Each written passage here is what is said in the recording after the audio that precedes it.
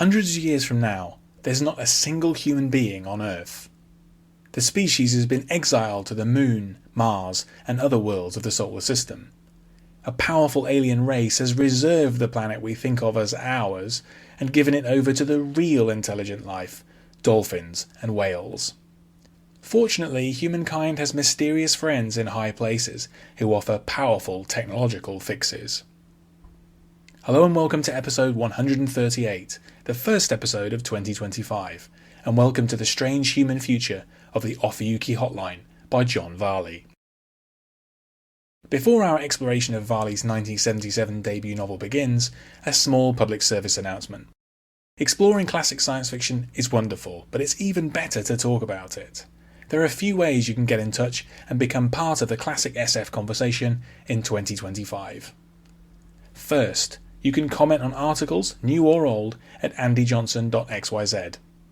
Second, you can comment on the video version of the show on YouTube. And third, you can send me a text using the unique link in the show notes in your podcast app. What are your thoughts on the Ophiuchi Hotline? Do you recommend any other works by Varley? And what are your favourite biotech stories in SF? Listen on, then get in touch and let me know.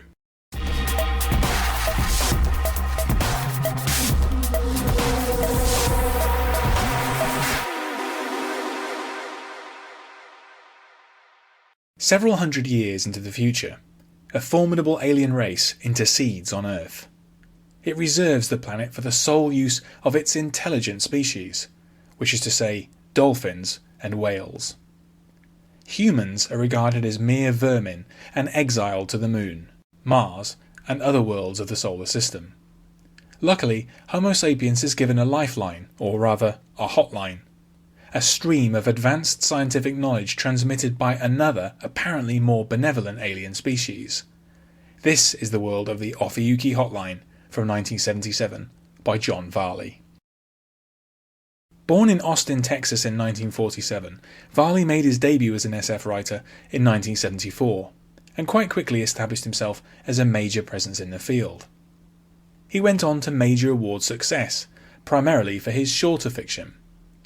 Most notably, his 1985 novella Press Enter won a triple crown of the Hugo, Nebula and Locus Awards. The Ophiuchi Hotline is his debut novel, and an entry in his 8 Worlds series, which plays fast and loose with its own continuity, but deals with humanity's exile from Earth and the profound changes experienced by the displaced species. In this book, included in David Pringle's landmark Science Fiction: The 100 Best Novels, Varley explores a radically changed vision of human society. In this future, advanced biomedical techniques provided by aliens have made transplants trivial, body modification easy, and death optional. But in Varley's hostile universe, it may be that humanity as a whole is running out of time.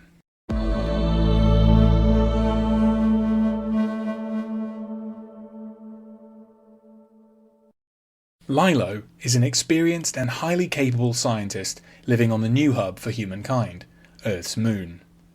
She's used her skills in genetic engineering to create a variety of commercially useful products, including special trees which produce meat and eggs. Now though, she's taken a step too far. Her meddling with the human genome breaches strict legal protocols.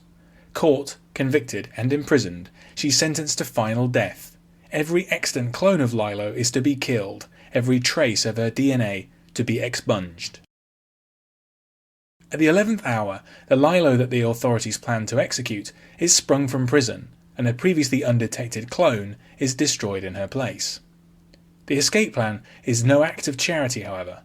Lilo is expected to work to earn her freedom. Her rescuer is the former leader of the Moon, a ruthless politician who's modified himself to resemble the 19th century New York political figure Boss Tweed. Even more eccentric is the plan he conscripts Lilo into, an effort to retake Earth from the alien invaders.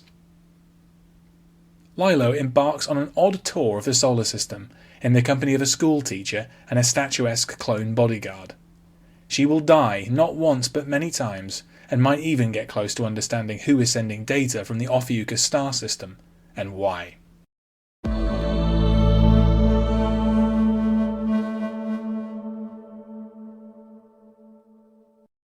The Ophiuchi Hotline is a first novel, and reads like one. Varley's prose is not his strong suit. Typically it's neutral, and at times it is bland. This matter-of-fact approach may not have been the best way to explore a genuinely strange view of the future. Issues can also be raised with the novel's plot. Because cloning and the backup of memory states is quite trivial in this future, death is really no obstacle. This lack of genuine threat undermines any tension Varley tries to create.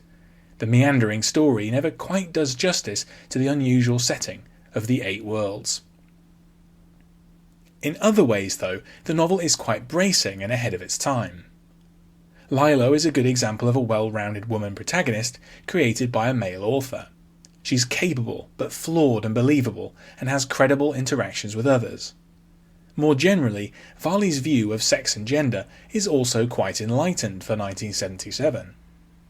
For example, in his future, most people have used commonplace body modification techniques to live both as men and as women. Lilo is in fact unusual for how little time she spent in a male body.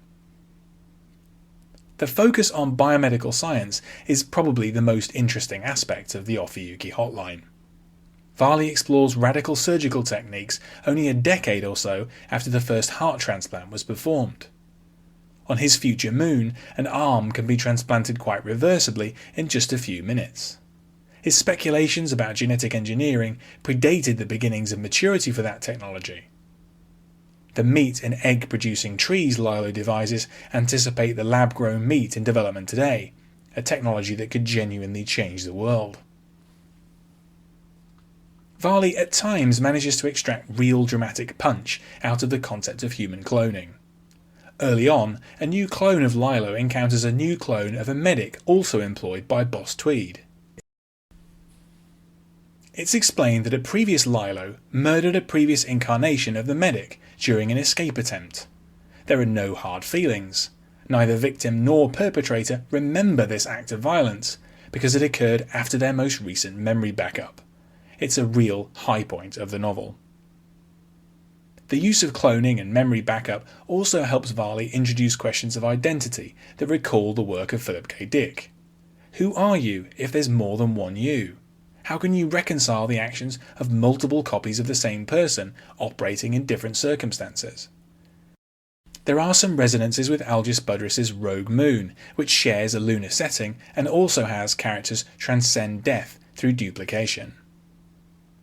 The Ophiuchi Hotline can rank alongside Greg Bear's Blood Music as key speculations about biotechnology in classic SF. While its plot is not always as engaging as it could be, the unusual setting and the depiction of a changed and changeable human future are strong compensations. Thanks for listening. For more classic science fiction reviews, visit andyjohnson.xyz. You can also find the show on YouTube and follow updates on Blue Sky. In both cases, just search Classic SF with Andy Johnson. Finally, to get in touch, use the contact form on my site or hit the link in the episode description to send a text message.